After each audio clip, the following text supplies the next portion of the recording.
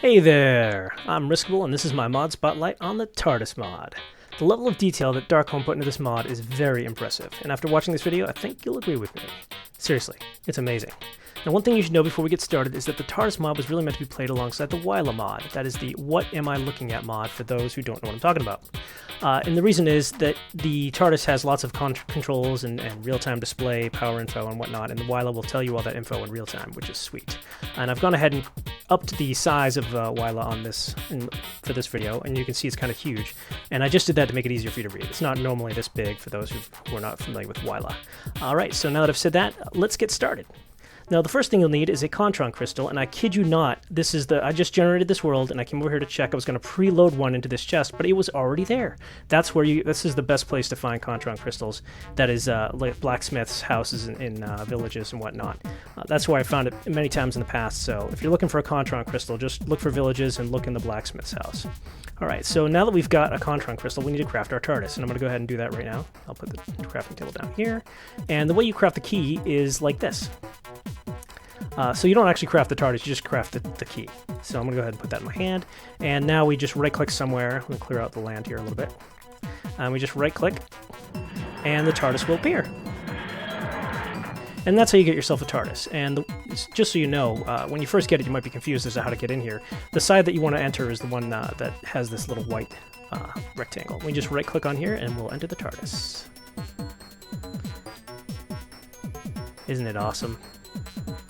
This is the control room. Now the first thing you're going to want to do when you enter your TARDIS is get yourself the sonic screwdriver. And if you ever lose your sonic screwdriver, you die or whatever, you can always just create a new one using this button. Actually, I think you should right-click. Oh, probably don't have enough energy. Yeah, it takes energy to create those sonic screwdrivers, and we just wait a little bit. We'll boost up our energy, and it'll regenerate on its own, and we'll get ourselves another sonic screwdriver. I don't know how much energy it uses, but one thing you can do is if you have an extra, you can just put it in here and push the button, and it will suck that right back in. Okay, so it takes a little bit of energy. Let's generate a new one. And we've got our sonic screwdriver. And you'll notice that right away you can use this. You've got different modes in the sonic screwdriver. The first thing you're going to want to do once you've got your sonic screwdriver is put it into schematic mode. Now the default schematic is for the corridor medium. We don't want that. The first thing we're going to want to make is a room, specifically the library. And the way you do that is you put it in the room setting here in the back of the console, and that is, if you're looking at the door, it's in the very back. So you just plug it in right here. And the way it works is you've got forward and backward buttons for both of these. We want room and we want the library. Let's go to the library. Oh, there it was. The library. So we pull it out, we just right click, and we've already got it in schematic mode. Let's make the library straight in the back of the TARDIS. And we'll just right click on this panel here, and for reference, the red and the blue on these doors, we'll talk about that later. It doesn't really matter for this example here. I'll right click on the door, and bam, we've got a library. And this is one of the sweetest features of the TARDIS mod, is you can just add rooms willy-nilly however you like. And another thing I want to point out is that around the TARDIS you'll see these things, these gravity lifts, they're everywhere. And I've seen a lot of people that get started with the TARDIS mod, they're confused, they're not sure what these things are, they don't know if they'll be able to get back up if they fall through the floor here, if they fall down to the floor. That does hurt a little bit, but yeah, you can go up and down on these gravity lifts, just sneak, and you go down, and jump, and you go up. And they can have multiple levels, like over here in the back of the library. You can just jump up once to get to the second floor and jump up again to go to the third floor, which is really sweet. Now, let's get to the reason why I said we should make the library first. The reason is it's basically the wiki of the TARDIS mod. It's the flight manual. It's got all the details you'll need. So if you need to figure out how to fly or how to craft things, what tools are available and whatnot, it's all right here in the library, and you can control this by just right-clicking on each of the sections. Let's talk about how to get rid of rooms. So let's say we've learned everything we need to know about the TARDIS mod. We don't need this library anymore. How do we delete it? We just shift right-click with our sonic screwdriver, put it in dismantle mode. We right-click on the control panel and shift right-click again, pretty quick. So now that we've made a library, let's explore some of the other rooms we can make. Before we do that, let's talk about the corridors, and specifically the corridor junctions.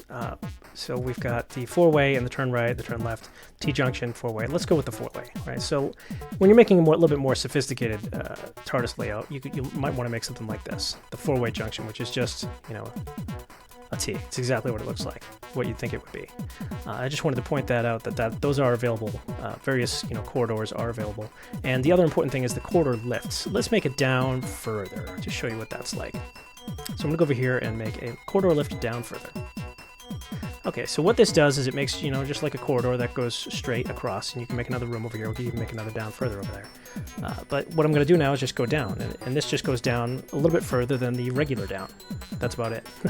That's all there is to it. And you can actually just keep making rooms down, down, down, down, down. Right? And one thing I want to demonstrate too is, let's say that I've just made a zillion lifts down, and I went into creative mode or something like that, and I don't know what to do, how to get home. One little trick you can do is just delete the room, and that'll take you back to the TARDIS control room. So let me switch the Dismantle mode, and bam, I'm back at the TARDIS mode. And you might be wondering, well, what happens? How do I get rid of this chain of rooms? Do I need to go to the very end and delete them all? That'd be very tedious, right? Well, you don't need to do that. Just go down to the very first room's control panel, which is this one right here, and then all the rooms that are associated with it will get deleted as well. So let's have a look at some of these other rooms. Medium chamber. What's this one look like? Not too bad. That's pretty big. So if that's that big, how big is the large chamber, the big chamber? Let's have a look. Stick this puppy in here. The big chamber. Let's try that over here. Now we're talking. Now that's a pretty big chamber. So one thing you might be wondering is, what happens if I have like a chicken farm or a pseudo village in my TARDIS, and then I go ahead and delete that room? Well, I've got some precious items in my chest here. Let's find out what happens. All right, well, get our sonic screwdriver in dismantle mode, and right-click and shift right-click. All right, they're still there. Oh wait, no, they're not. Where did they go? They got deleted. The room was deleted, and everything else was in it was deleted as well. Now, that kind of sucked, right, to lose all your nice stuff. But it is pretty cool at the same time, because if you want to, spawn a boss like the Wither, what happens? If I delete the room that the Wither's in? You know what? Let's find out. Okay, I'm going to summon the Wither. Let's see what happens. I've got my sonic screwdriver in dismantle mode, so we should get a big explosion. And another nice feature of the TARDIS is all these blocks are indestructible, so the Wither's not going to cause any trouble there. Oh, he's shooting at me. Oh, I have the Wither effect already. Let's right-click and shift right-click and see what happens. Well, the room is gone. Let's put the room back.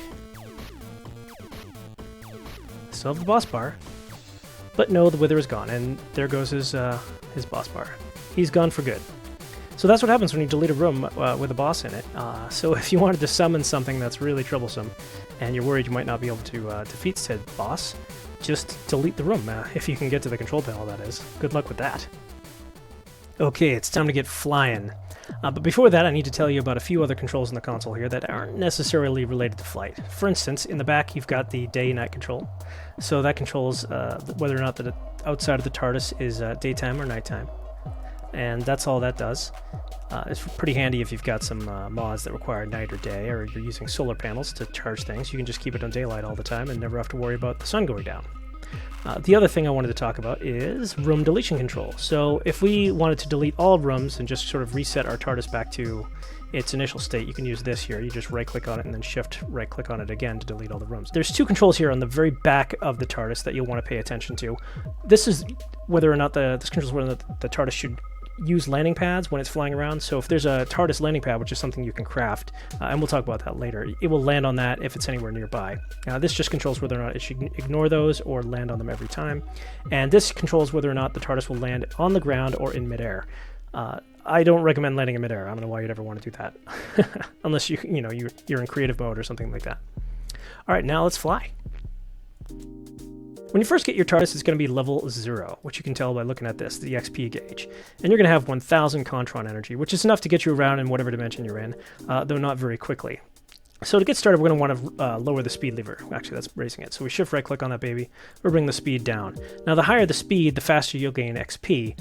But it gets a little crazy because when you first get the TARDIS, it doesn't just fly on its own. You don't just set the coordinates and then you're good to go. You actually need to run around the TARDIS pressing controls, but we'll get to that in just a second. Before we do that, we need to actually set some coordinates. So let's, we'll move a little bit away from where we are right now. Yeah, 275 on the Z. That's good enough for the Y. And by the way, no matter how high you set this, if you've got the TARDIS set to land on the ground, it will land on the ground. So you're not going to end up at, 250 and then drop off from the sky, unless you've got it set to land in midair. So it's always going to land on the ground. And we'll move the x-coordinate just a little bit away from where we currently are. All right, that's good enough. So now, the way you start flight in the TARDIS is a little bit involved. First thing you need to do is press the temporal primer here on the left side of the console. We're going to do that. And then we throw the helmet regulator, which is on the back, this thing here. And then we go to the front and we release the quantum handbrake. Pow! And now we're flying. We're taking off. And because we don't have stabilizers yet, we're going to have some things highlighted on the console here while we're flying. If we don't press them in time, we'll get some explosions, which isn't good. Oh, and we just leveled up for the first time. Oh, I saw something highlighted there, but I don't think we got to it in time. We might get a little bit of a boom. Nope, no boom. We're landing already. That's why. I didn't give it far enough coordinates. So let's change that. Let's go over here while it's landing, and we'll give it something much further away. All right, 10 to 33, there we go. And now, yeah, negative 10, 13. Now let's do this again. Temporal primer, helmet regulator, quantum handbrake. Now we're flying. Now this should take a little bit longer, so I should have the chance to actually press some of these controls. Now, they will get highlighted once we're in the air and flying. Oh, there's one. So we just want to press that. And the next one there. Oh, we're not quick enough. See, this is why you need to lower the speed lever. And I'm not very good at this, for reference. Having a speed buff on you helps considerably. And I find that the best way to try and find these controls is to just keep moving around the TARDIS. Just keep moving. Oh, we're landing already. Yeah, the TARDIS is quite fast. But as you can see, once we land, we should get some experience. Possibly enough to level up. No, not quite there yet. And that's how you fly the TARDIS. Okay, let's talk about leveling up the TARDIS. How do we do that? Well, you could just fly around plugging in random coordinates all the time and just keep going. Or you could turn on uncoordinated flight, which is this little switch right here. If you turn on uncoordinated flight, the TARDIS isn't really going to go anywhere. The only point of it is to gain experience. So we'll throw that on. We'll turn on we'll hit the temporal primer, the helmet regulator, and throw the quantum handbrake. And now we're taking off, right? And we will continue taking off and flying around forever until we do what we did right here. We just, if you right click on this, that'll go back into coordinated flight mode and we'll land. Oh, we got an explosion. That's not good. We don't want any explosions. So while I'm running around here throwing these controls, there's some. Let's highlight it if I can get quick enough. The TARDIS gains experience. Just a little bit over time. And when it levels up, you'll hear it. It'll play some music.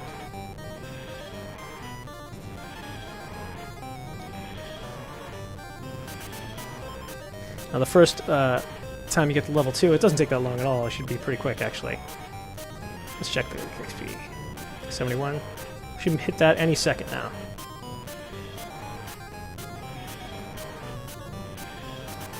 A little bit more, a little bit more. Oh! That wasn't good. Oh, a little bit more.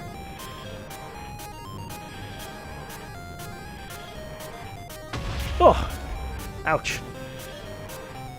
Come on. Okay, here we go. And there we go. We leveled up the TARDIS.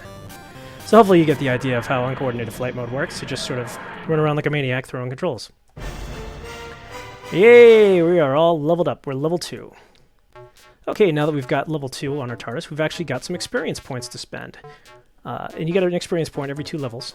I believe that's right. I mean, that's my experience, but every 2 levels or so. And you come down under the TARDIS here, and you can see how many level points you have to spend. We've got 1. I recommend the first level, the 2 sets of level points that you get first are, actually, you should spend them on the energy level.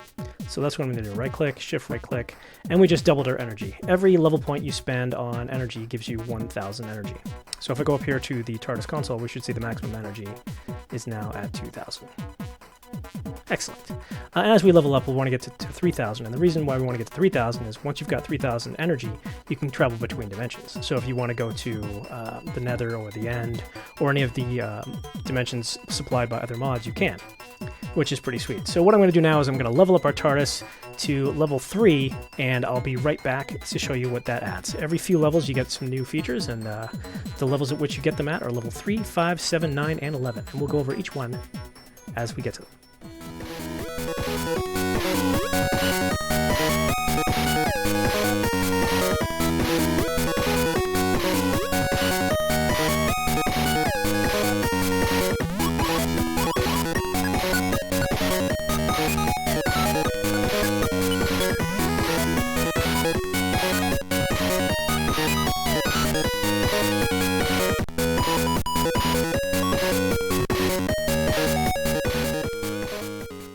Okay, I've reached level 3 now, as you can see right here. And I'm going to show you what feature that enables. But to do that, I need to go outside. Okay, so now that we're outside, I can show you the feature that gets enabled by level 3. I'm going to shift right click with my sonic screwdriver, and I now have locate mode. And if I right click, it'll tell me exactly where the TARDIS is at. Nice. Okay, let's level up to level 5, where we get the next upgrade, and see what we get.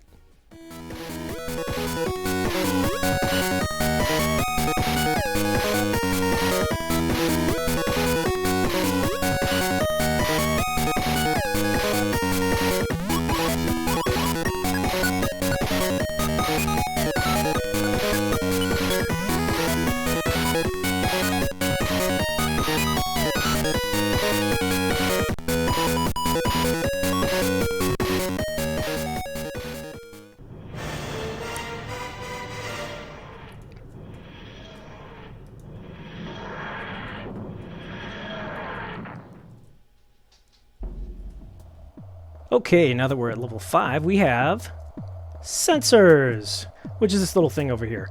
And as you can see down here, it tells us that the current facing is obstructed. What does that mean? That means we can't go out the door. So if I right-click on the door here, bam, the door is obstructed. The door is obstructed. What can I do about that? Well, let's have a look at this thing again. It says that all other facings are safe. So that's what I'm going to do. I'm just going to change the facing here. Let's change it. Just we'll change it to face that direction, which is east. And all we have to do to change the current TARDIS facing is if I just change it there, that actually doesn't change the actual direction that the TARDIS is facing. What you have to do is just fly without changing the coordinates. So throw the temporal primer, the helmet regulator, and throw the quantum handbrake. And all we're doing is we're taking off and we're landing with a different facing. Okay, now that we've got the sensors, let's level up to level 7 and see what we get next.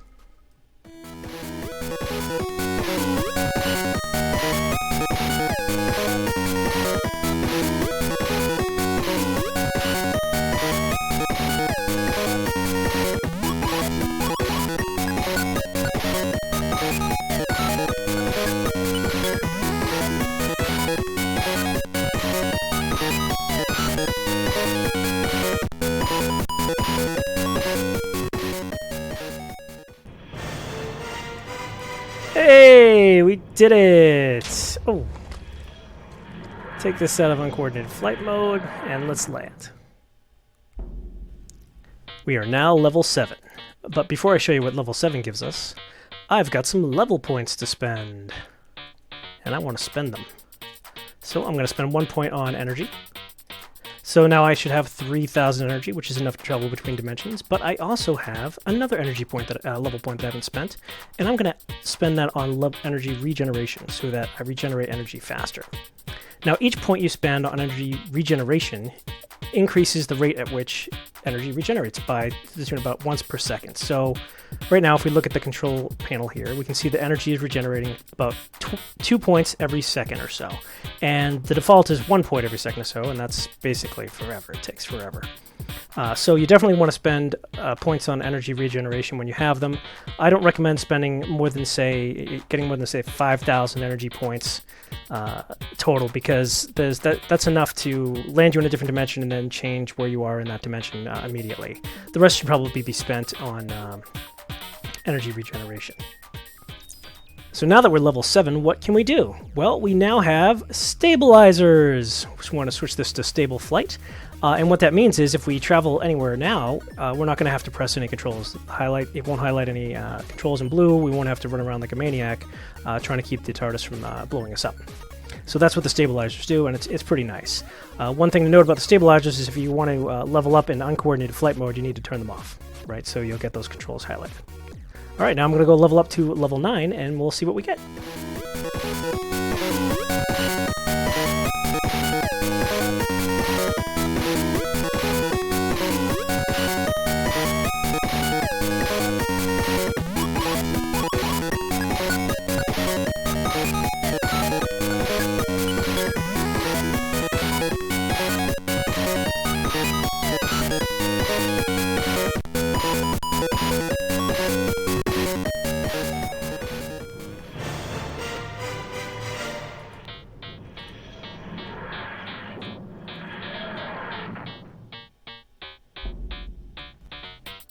So now that we've reached level 9, we should have Transmat.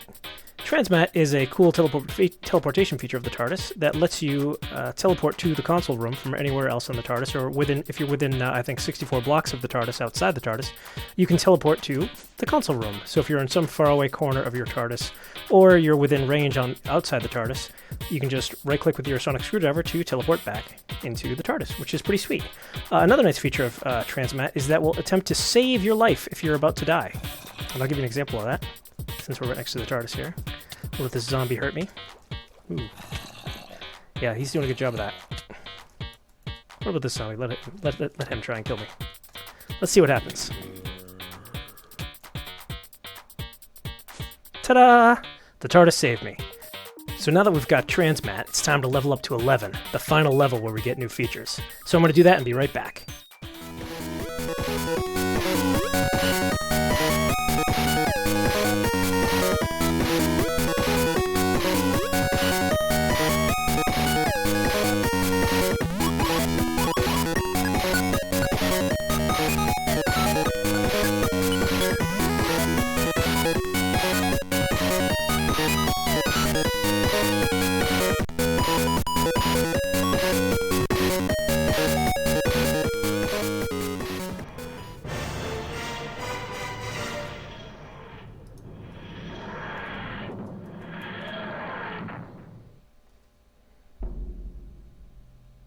Now that we're level 11, we have one of the best features the TARDIS offers, but I need to go outside to show it to you. So let me change my game mode to creative for a second here. Now I'm going to fly away from the TARDIS. So let's pretend that I've been off mining or exploring someplace far away, and I'm out of range of the TARDIS Transmat capability. What can I do? What can I do to summon the TARDIS? Well, that's exactly what level 11 lets you do. It lets you recall the TARDIS. And I'm going to demonstrate that right now. Just switch the sonic screwdriver to recall mode, find a suitable location, and right-click. Now the TARDIS is on its way. And depending on what you've got your speed lever set to, it could take a moment to get here. This works across dimensions, which is just amazing. And there it is, the TARDIS. Okay, that concludes part 1 of my TARDIS Mod Spotlight. In part 2, we're going to talk about using the lap, which is over there. That's the TARDIS way of crafting things. We're also going to talk about using these roundels. I mean, what do they do other than give off light, right? I mean, they also can be used to pump fluids, items, and energy throughout the TARDIS. They can also be used to hook up Applied Energistics 2 conduit, and also some other things that we'll get into. Also, we're going to talk about some of the more advanced room capabilities of the TARDIS, such as setting permissions and generating sonic screwdrivers that can do specific things. We're also going to talk about room schemas and how to make your own schemas, and also grab some schemas from the internet. I'm also going to share some of the schemas that I've made recently, and I look forward to sharing that with you. Don't forget to like or comment on this video. Thanks.